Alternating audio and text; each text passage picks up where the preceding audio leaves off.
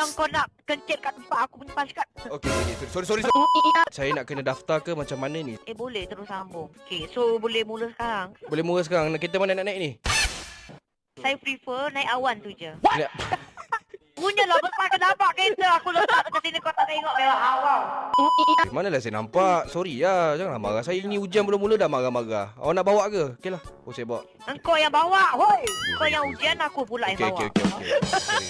Okey, boleh mula sekarang. Oh, nak kena buat apa-apa RSM ke apa-apa ke? Payah. Okey, tengok lampu ya, jangan langgar lampu merah kalau tak aku saman kau.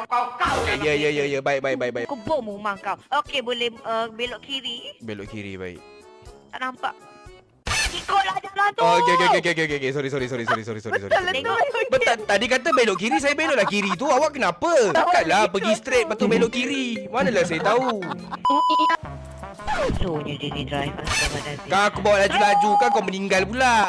Okey, dekat sini kiri ni. Mana kiri ni? Balik tangan sini tak nampak ke stop tu. Okey. Boleh belakang balik Okey. Oi, mana boleh untung? Oh, Kau Tak. ingat kau makan Jackson kau. Okey, boleh belok kiri. kereta Ni ni kamu dah macam tanya ke kereta dia, ni dia dah pakai tali pinggang ke? Dah pakai Benjamin geledah tak?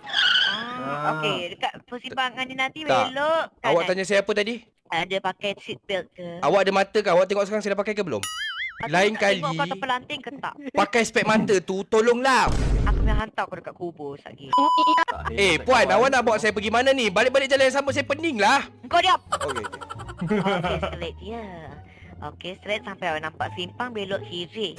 Tak habis-habis simpang. Kenapa saya tak ada dengar roundabout ke apa-apa ke? Balik-balik simpang je. Kalau nak boleh minta dekat abang kau. Bella.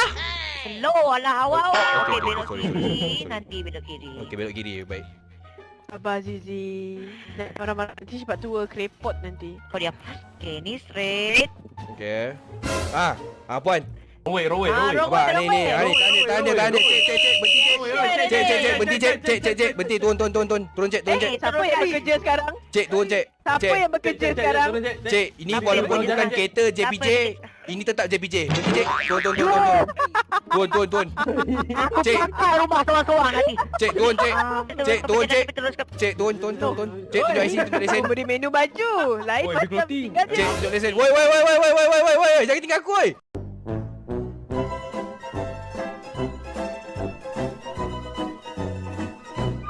Ya Allah, jangan tinggal saya.